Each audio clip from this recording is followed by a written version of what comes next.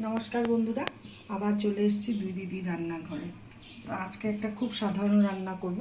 এটা হলো বেগুনটাকে কেটে আমি এইভাবে নুন হলুদ মেখে রেখেছি।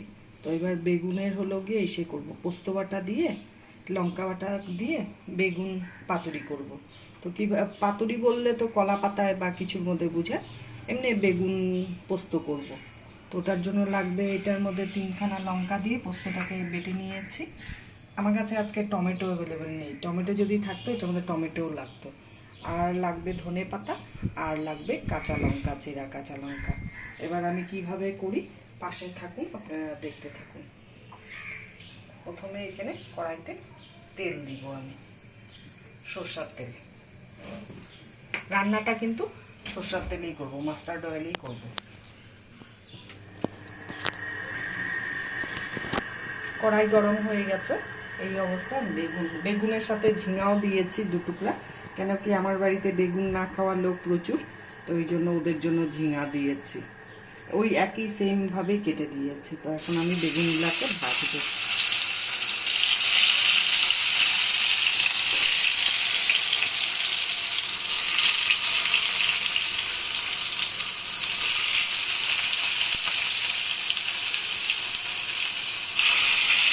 আর দেবো না, কটাই ভাজবো এখন, বাদ বাকিগুলো পরে ভাজবো।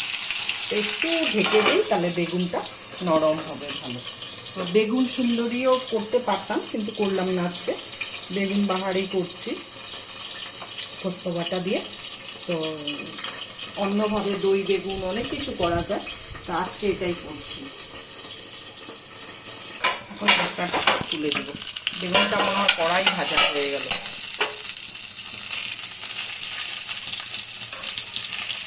না, ঠিকই আছে, শুধু এটা একটু করা হয়েছে, বাদ বাকিগুলো ঠিক আছে।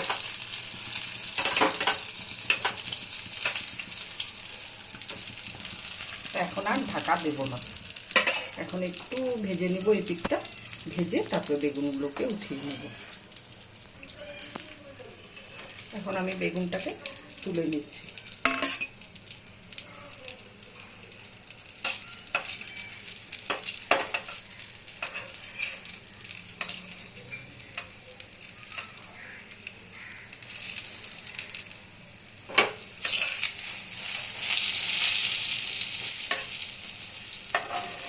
সব বেগুনগুলো এখন তুলে নিব এক এক করে।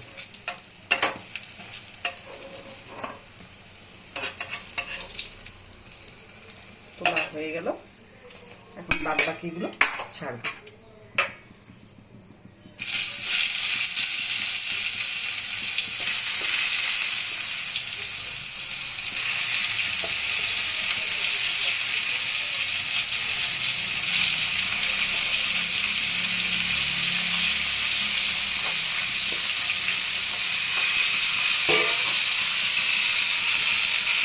করে সেট করে দেব।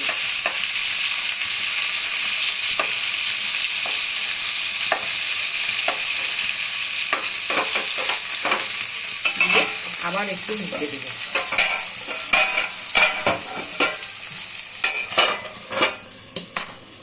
ঢেকে দিলাম, 1 মিনিট পরেই আবার চলে আসবো ঢাকনা তুলে।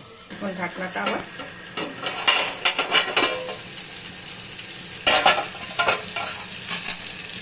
এক এক করে সব উল্টে দিব।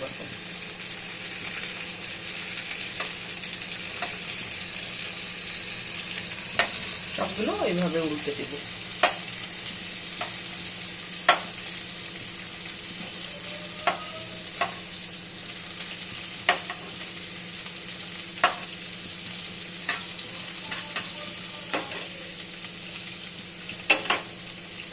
এখন আবার যেহেতু ঝিঙাটা আছে, ঝিঙার একটু একটু খোসা আছে রেখেছি, তার জন্য একটু ঢাকা দিয়ে দেব আবার 1 মিনিটের জন্য।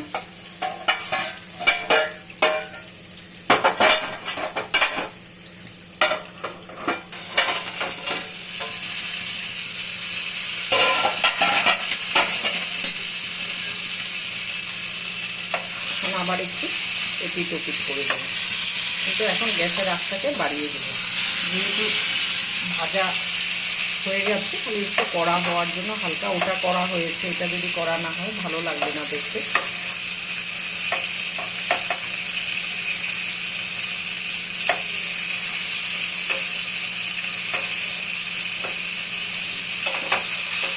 এটা কড়াইতে করতে গেলে না বেগুনগুলো সেট হয় না ভালো করে, ওই জন্য ফ্রাই প্যানে করছি।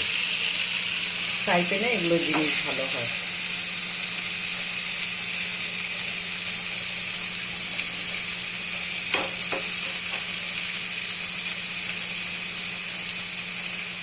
এখন আমি তুলে নিব।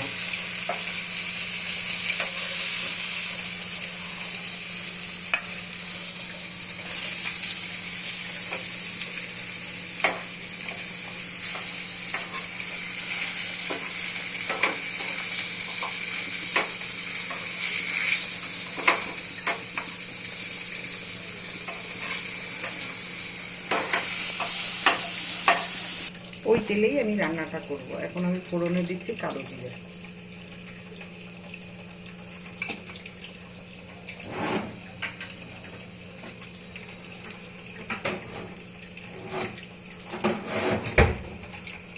কালো জিরা দেওয়া হয়ে গেল। এবার আমি এই যে পোস্ত বাটাটা দিয়ে দিব, পোস্ত লঙ্কা বাটাটা দিয়ে দিব। এটার মধ্যে নারকেল দিলেও ভালো লাগে। তা এখন একটু নাড়াচাড়া করবো, তারপরে নুন হলুদ এগুলো দিব। এখন দিব হলুদ, দেব হলুদের পরিমাণটা একটু কম দেব, ব্যাস আর দেব না। তো নুন আর ঝালটা তেলটা আপনাদের বাড়ির হিসাব মতন দিবেন। কে কেমন খান সেটা তো জানা যায় না, তো আমার হিসাবে আমি যেমন যতটা লাগবে ততটাই দিচ্ছি। তো আপনাদের বাড়ির হিসাবেই আপনারা নুন ঝালটা তেলটা দিবেন। এখন একটু নাড়তে হবে ভালো করে। এখন দেব নুন। যেহেতু নুন মাখানো ছিল বেগুনে, তো এখন নুনের পরিমাণটা একটু কমই দিব, কেন কি পরে টেস্ট করে দিব।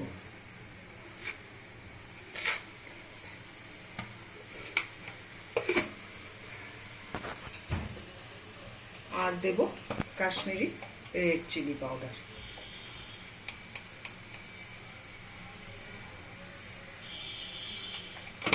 এই মশলা, আর কিছু লাগবে না মশলা। এখন এটাকে সুন্দর করে কষাবো।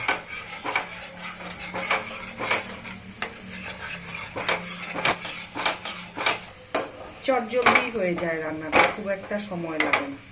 একটু কেটে রেখে দিতে হয় আর একটু ভাজতে যা সময় লাগে, তাছাড়া এমনিতে সময় লাগে না। মশলার জলটা অনেকটাই শুকিয়ে আসছে। এখন এই অবস্থায় আমি একটু চিনি অ্যাড করব।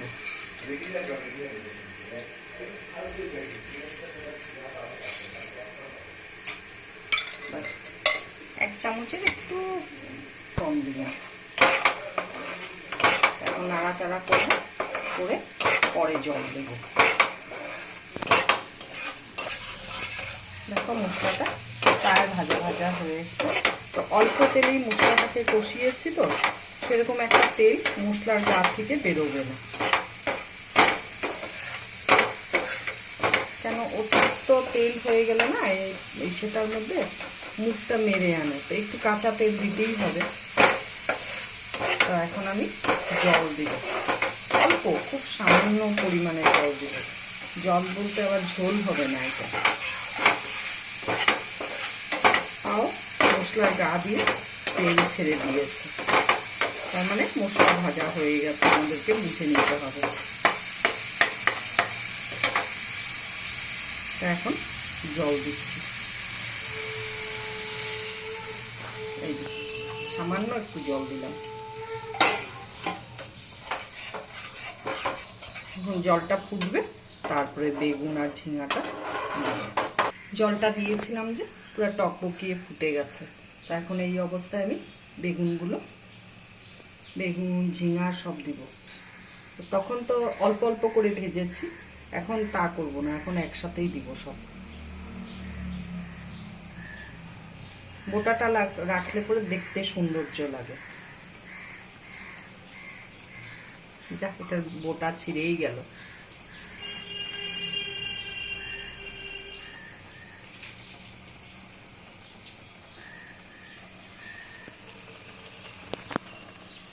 হয়ে গেছে।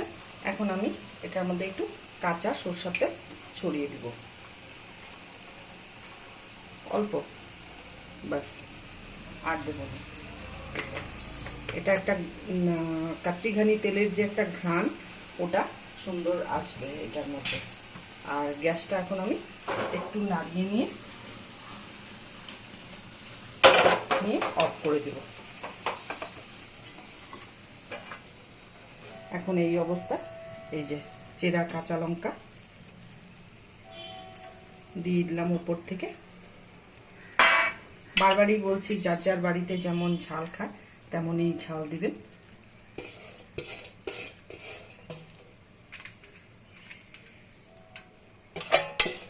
ঝাল নুন সবার বাড়ির স্বাদ অনুসারে। তো আজকে রেসিপিটা কেমন লাগলো আপনারা অবশ্যই কমেন্ট করে বলবেন। আমি তো চেষ্টা করছি আপনাদের সামনে তুলে ধরার ভালো ভালো রেসিপি। জানি না আপনারা পুরো ভিডিওটা দেখেন কিনা না। তো অনেক রিকোয়েস্ট করলাম আপনাদেরকে অনেক দিন ধরে যে পুরো ভিডিওটা দেখবেন, আর like comment share please please করবেন। আর যারা নতুন বন্ধু তাদের বলছি যে চ্যানেলটাকে সাবস্ক্রাইব করে দিয়ে, আর যারা পুরনো তাদের তো পাশে দেওয়া বেল আইকনটা অল করাই থাকে, তো প্রেস করলেই ওদের নতুন নতুন ভিডিও নোটিফিকেশন ঢুকেই যায়। তো আজকের জন্য রাখছি, টাটা।